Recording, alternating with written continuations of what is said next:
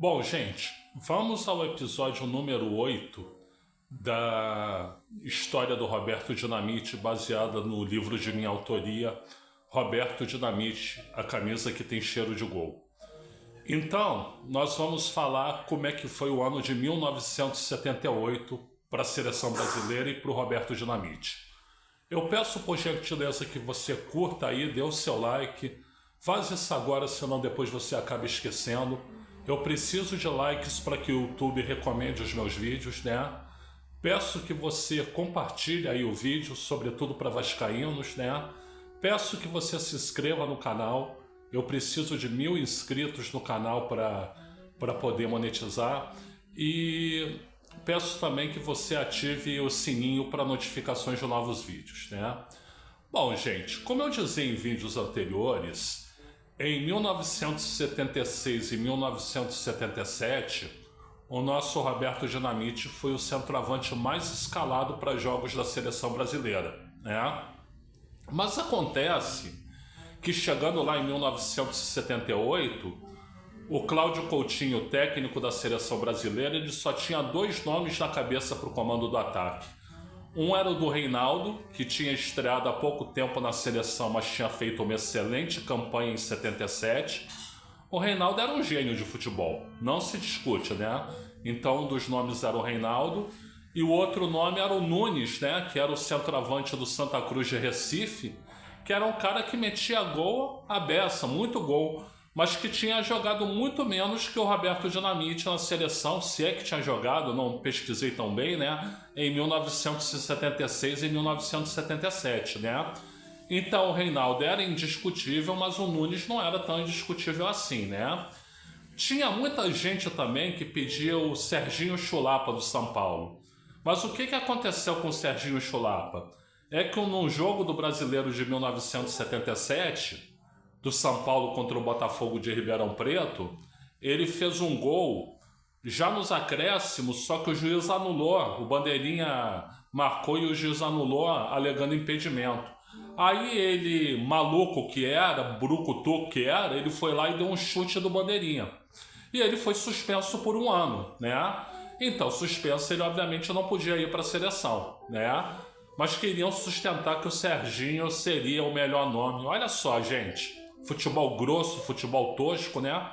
Metia muito gol mesmo, mas o futebol dele não era nada demais, né? Existiam outros nomes em tese, né? Tinha o Juari do Santos, tinha o Toninho Catarinense do Palmeiras, né? Enfim, o Cláudio Adão do Flamengo, senhor jogador de bola, né? Mas a coisa ia ficar mesmo entre o Reinaldo, o Nunes e o Roberto Dinamite, né? Sendo que lá em 78 a seleção no início do ano fez vários amistosos e em nenhum Roberto Dinamite entrava. Nenhum Roberto Dinamite entrava. Então estava claro que na cabeça do Cláudio Coutinho era Reinaldo e Nunes, né? Acontece, né? Talvez porque o Cláudio Coutinho, além de ser técnico da seleção, fosse técnico do Flamengo, né? Ele não quisesse convocar o maior ídolo do Vasco, né? Sabe-se lá, né? Mas acontece que há 15 dias do Mundial começar, a Copa do Mundo da Argentina começar, o Nunes se machucou. Teve uma contusão muito séria, né? E aí ele até pediu para não ser cortado, para confiarem nele, mas a CBD, Confederação Brasileira de Desportos, leia-se Almirante Heleno Nunes, não quis, né? Então o Nunes foi cortado e aí entrou o Roberto Dinamite, né?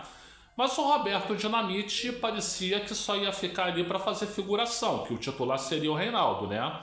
Só que o Reinaldo tinha problemas físicos, todo mundo sabe, né? O jogador que perdeu os 4 meniscos muito novo, que era alvo de zagueiros violentos, então ele se machucava com muita frequência, né? Bom, veio a Copa do Mundo, o Brasil jogou contra a Suécia, né? Empatou de 1-1, inclusive foi o próprio Reinaldo que fez o gol, né? Veio o jogo contra a Espanha, o jogo contra a Espanha muito xoxo, muito ruim, né? Um 0-0, que a Espanha teve um gol feito que ela perdeu, o cara na frente do gol sem goleiro, mas o zagueiro Amaral chegou antes e conseguiu cortar, né? E foi o Reinaldo também, né? Aí no terceiro jogo veio a determinação, né, do almirante Heleno Nunes, né? Não, vai sair o Reinaldo e o Zico. Olha, tirou o Zico, né? Vai sair o Reinaldo e o Zico e vai entrar o Jorge Mendonça e o Roberto Dinamite. Dizia que o campo lá de Mar del Plata era um campo que tinha muito desnível, tufos de grama saíam, o campo não tinha ficado pronto devidamente a tempo da Copa e que jogadores leves como o Reinaldo e o Zico ficavam prejudicados. Então tinha que entrar jogadores um pouco mais pesados como o Jorge Mendonça e o Roberto Dinamite.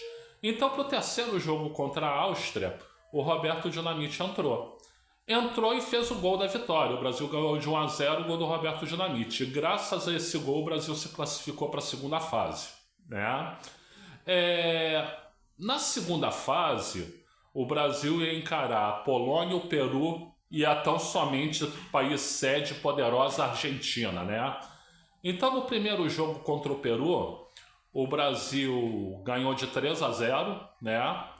O Roberto Dinamite jogou muito bem, inclusive na jogada do terceiro gol ele fez toda a jogada pela esquerda da área e foi derrubado, foi pênalti.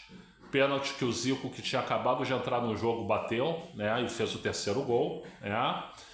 Depois veio o jogo com a Argentina, chamada Batalha de Rosário, né, e terminou 0-0.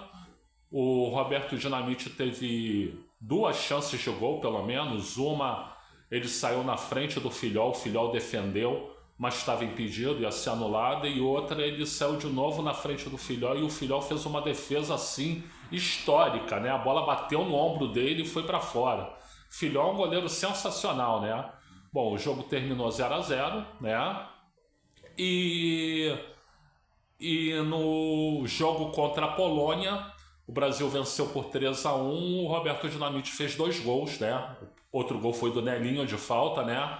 Sendo que o terceiro gol foi o gol que a bola bateu na trave várias vezes seguidas até ele conseguir fazer o gol, né? Então ele teve um desempenho muito satisfatório na Copa, né? Decidiram um terceiro lugar contra a Itália, né? E aí a dupla de ataque, o Búfalo Gil não pôde jogar, foi Reinaldo e Roberto Dinamite. Tá aí, gente, por que desde o início não botou Reinaldo e Roberto Dinamite? Ia ser uma dupla infernal no ataque. Infernal no ataque. Mas enfim, o que eu quero dizer é o que o Roberto Dinamite na Copa de 78 ele fez bonito, né? Ele classificou o Brasil para a segunda fase, ele fez gol em jogo decisivo e fez jogada para acontecer outro gol. Então foi uma grande Copa do Roberto Dinamite. Apesar do Cláudio Coutinho não querer levá-lo, teve que engoli-lo e o nosso Bob fez uma campanha bonita consolidando seu nome na seleção brasileira. Gente, eu sou o Luiz Felipe Chateaubriand, muito obrigado aí pela assistência. E nós temos aqui mais de 700 vídeos, pois é, já chegamos a 700 vídeos sobre diversos assuntos, né? Eu peço que você escolha alguns deles e que tenha uma boa assistência. Muito obrigado.